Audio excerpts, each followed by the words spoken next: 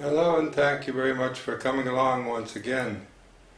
Today we're going to look very much more closely at something that's not being covered in the American media very well. There are occasional stories, but nothing's linking anything together. And in fact, we're now in the presence of a new kind of problem altogether, that is to say, an articulated global circumstance where, since we hang together as a human community so tightly, changes in one sector can have implications for others, changes in one country, implications for other countries quite a bit removed. It's often referred to as a hyper-coherent situation. It hangs together too tightly. And so if you're missing what's going on in one realm, you can be missing what's going to happen to you very quickly. And that's what we want to look at, particularly in reference to the faltering leadership we have on a national level at this point. Faltering, but not gone. In fact, it's increasingly desperate to hold on to power because there are increasing calls for close associates, for people like the National Security Advisor to disappear, who is at this point in the process of trying to negotiate an amnesty for something he hasn't been accused of yet. That is to say, he's agreed to testify before a committee looking into allegations of a Russian connection, and he wants immunity in order to be able to testify. But those connections are becoming more and more apparent whether or not he gets immunity. And we're getting into a circumstance where the national leadership is feeling itself more and more on the defensive, and for this reason we ought to be very attentive to what it's doing everywhere simultaneously, because the connections between those things are crucial. So we're actually going to be looking at the energy policy and the weapons policy as they're related, looking in effect towards out of the carbon frying pan and into the nuclear fire. Energy and weapons choices under desperate political leadership. That, I'm afraid, is what we have, desperate political leadership. But how can we relate out of the carbon frying pan and into the nuclear fire? Well, as it turns out, they're not that far apart. For several years under the Obama administration, and it has to be emphasized that it was started well under the Obama administration, there have been moves in the South China Sea that have been quite alarming to anybody looking at the confrontation of superpowers and access to things like Middle Eastern oil. China's wanted to make sure that it continues its access to the Persian Gulf, and particularly to Iran, where it receives a lot of its oil. And the U.S. Navy has been out there trying to, in effect, survey this very closely and oppose the building of military installations on newly constructed islands by the Chinese in the South China Sea. And in reference to other places in Asia, we've had a Secretary of Defense who is known for being quite aggressive on the notion of North Korea and its emerging nuclear capabilities. As one article put it a while back, out-Cheneying Cheney, Obama's likely defense pick once backed preemptive attack on North Korea. Now this was back before he was actually named as the Secretary of Defense, and before that was confirmed by the Senate. So it was Obama's likely defense pick, and that's the only clue we got, that Ashton Carter from the Kennedy School at Harvard was in favor of a preemptive attack on North Korea. You can look back into the history of that on the Transition Studies website, but it's really quite disturbing, especially when you see what other journalists, those from Australia, for example, have been reporting on, in effect, the emerging same power position of either the Democrats or the Republicans in reference to South China Sea and all of the Pacific. The British have picked this up a bit and reported. Well, 2 years ago when I began filming, I was well aware of what President Obama called the pivot to Asia. This wasn't getting really much media at all in the West, but it was a very serious development. It meant, in effect, the greatest build-up of naval forces in the Asia-Pacific since the Second World War. And this was a time when Hillary Clinton was Secretary of State. She was making a number of statements that, within the context of US-Chinese relations, were provocative. She said the South China Sea was an area of national interest, national security interest to the United States. She was also saying, as we now find out through WikiLeaks, that she was suggesting that the Pacific Ocean should be called the American Sea. But what was happening was a renewed US interest in the Pacific. And at that point, the issue of China claiming islands in the South China Sea and beginning to develop airstrips was becoming a big issue. But what wasn't an issue was the fact that China itself was surrounded by US bases. And I'd always been very, very aware of the extent of US military bases and presence around the world, especially in the Asia Pacific.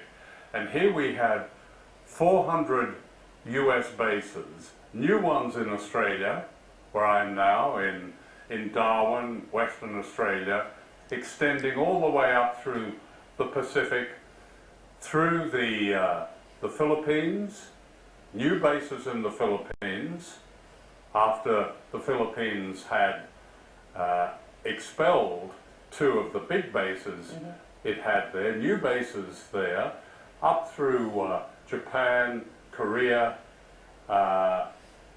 all of these bases with really concentrating now with one target, as it were, and that's China.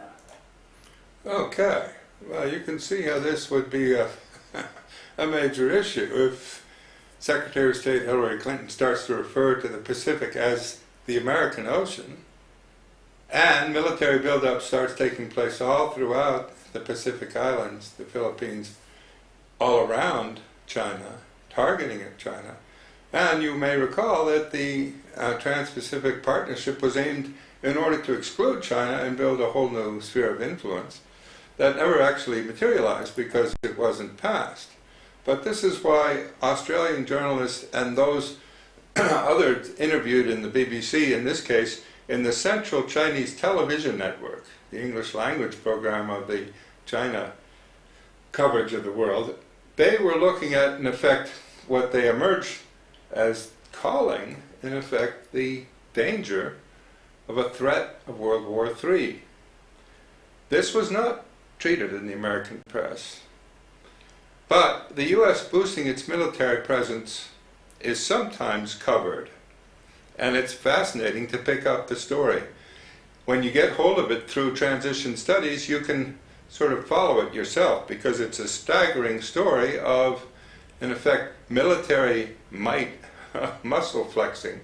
And call it up and watch it. It's really quite an interesting review of what the Americans have been doing largely under the radar of the American press. That is, it hasn't been picked up by the American press. Tillerson finally went to the Pacific and started making some very explicit statements, especially about Korea. As he said, the era of diplomacy is over. Take a look. On his first trip to Asia, Secretary of State Rex Tillerson said the United States will consider taking military action against North Korea while speaking in Seoul. Let me be very clear. The policy of strategic patience has ended. We're exploring a new range of diplomatic, security, and economic measures. All options are on the table. Yeah, that's a very important phrase. All options are on the table. And he's saying he's exploring new diplomatic initiatives, but at the same time, in fact, the very same day, he's accepting and embracing the cut in the diplomatic budget to the State Department and the expansion of the military budget under Trump's new budgetary provisions. It's very extraordinary. In the same news conference, take it back a bit and look. Measures. All options are on the table. This morning, Tillerson also visited the demilitarized zone on the border between North and South Korea. This week, the U.S., Japan, and South Korea carried out 2 days of military training exercises, sending warships to the same area where North Korea fired 4 missiles a week earlier. The U.S.'s elite SEAL Team 6 took part in the War Games for the first time. The War Games coincide with a U.S. military buildup in the region. Over the last few weeks, the U.S. has been deploying a missile defense system known as THAAD, the Terminal High Altitude Area Defense System, to South Korea. The U.S. has now also announced it'll be deploying unmanned attack drones to South Korea. During Tillerson's trip, he's endorsed the proposed dramatic cuts to the State Department budget, despite warnings the cuts would decrease the U.S.'s ability to carry out diplomatic efforts to resolve conflicts. Defense Secretary James Mattis once famously said while serving as the commander of the U.S. Central Command, quote, "If you don't fund the State Department fully, then I need to buy more ammunition," unquote. Secretary of State Tillerson's trip to the demilitarized zone came after he visited Japan, where he also called for a different approach to North Korea, saying diplomatic efforts so far have failed. Well, diplomatic efforts have failed, and we're going to cut the funding to the diplomats, and he's going to try to encourage Japan to take a more military stance. All of this goes on while there are tests from North Korea of their missile system. Take a look. It's staggering. The Pentagon says North Korea carried out another rocket engine test on Friday. Pentagon officials say the rocket engine tests are part of North Korea's efforts to develop an intercontinental ballistic missile program. North Korea says the engine tests are part of the country's space program. Friday's test came as North Korea continues to condemn the ongoing joint military drills between the U.S. and South Korea. The annual exercises, which began on March 1st and will continue through April, include more than 300,000 South Korean soldiers and 17,000 U.S. troops, including members of SEAL Team 6. Well, we're not told much about those annual exercises, which include 300,000 South Korean troops, now equipped with new sorts of attack drones, we hear from the previous report, and these thousands of American troops just south of the border of North Korea. In the American press, you largely get the representation of North Korea as an absolutely irrational and uncontrollable nation state. Well, it may have to do with a few 100,000 people conducting military exercises right south of their border and equipped with new sorts of attack drones. What is Trump's position on nuclear weapons? It's actually interesting to hear. Let me explain. Somebody hits us with a knife, you wouldn't fight back with it. No, to drop a nuclear weapon to a community of people You can't say, first of all, you don't want to say take everything off the table. No, just You're a nuclear. bad negotiator if you do Just that. nuclear. Look, nuclear should be off the table. But would there be a time when it could be used? Possibly. Okay,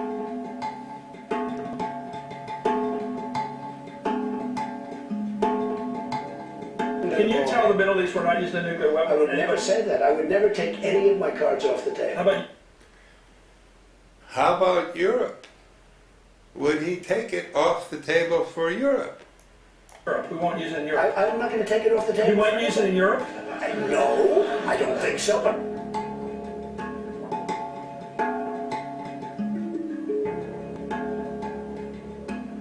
several months ago, a foreign policy expert on the international level went to advise Donald Trump, and 3 times he asked about the use of nuclear weapons. 3 times he asked, at one point, if we have them, why can't we use them?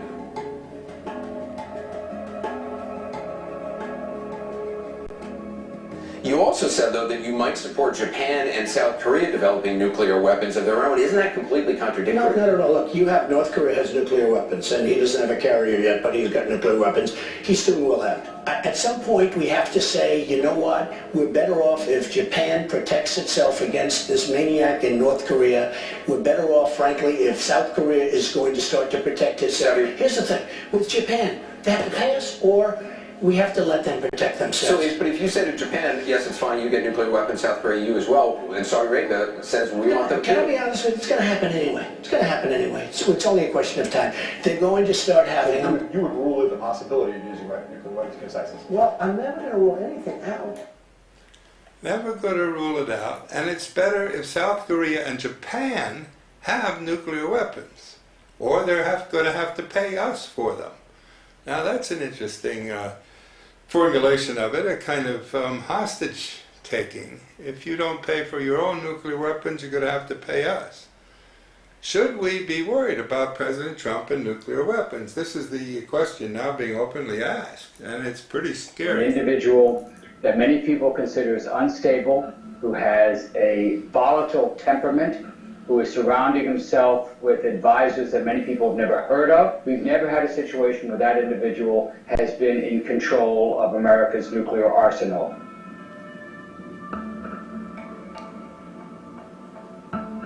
If President Trump decides he wants to launch 1 or 1,000 nuclear weapons, there is nothing that anybody can do to stop him. 4 minutes after President Trump gave an order, missiles would start flying.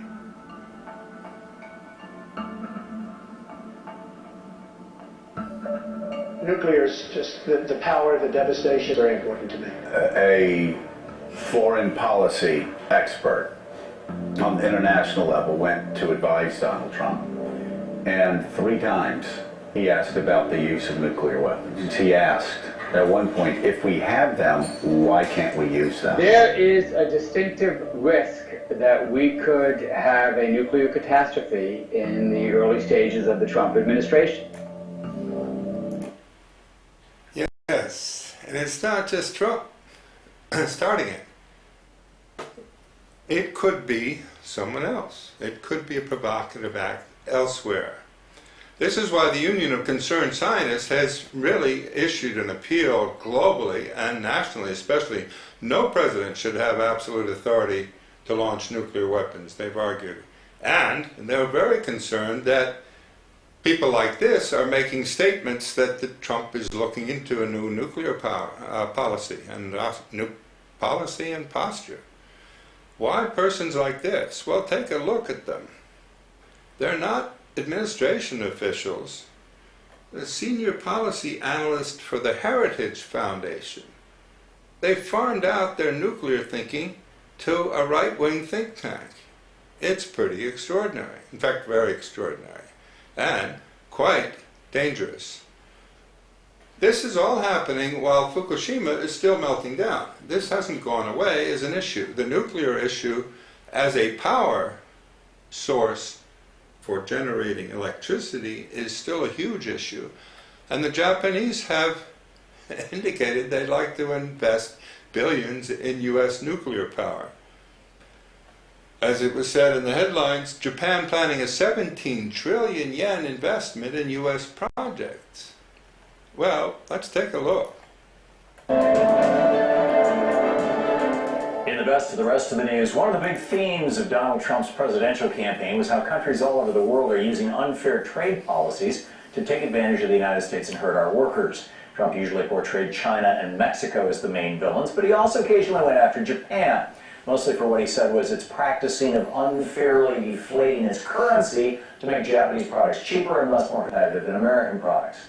If Donald Trump was actually serious about tackling those problems head on and finding a solution, today was his chance. Early this afternoon, he met with Japanese Prime Minister Shinzo Abe at the White House here in Washington, D.C., where they talked trade and diplomacy before heading down to Trump's winter White House in Mar-a-Lago for more talks and golf.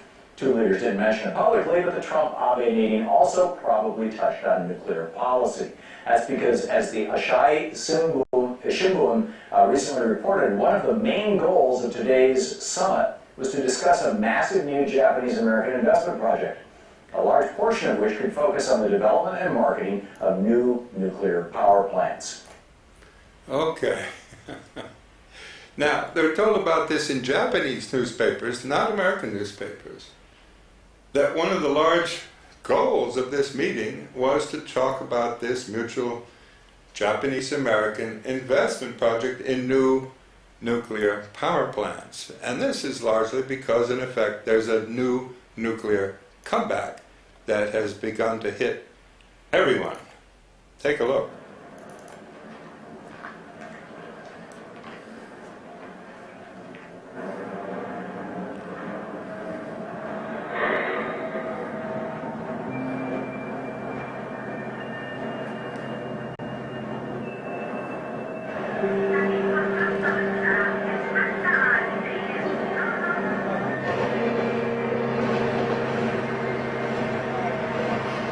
We have become addicted on consuming huge amounts of fossil fuels, gas, oil, and coal. We're changing the composition of the atmosphere, and the climate around us is changing. This is a major global problem.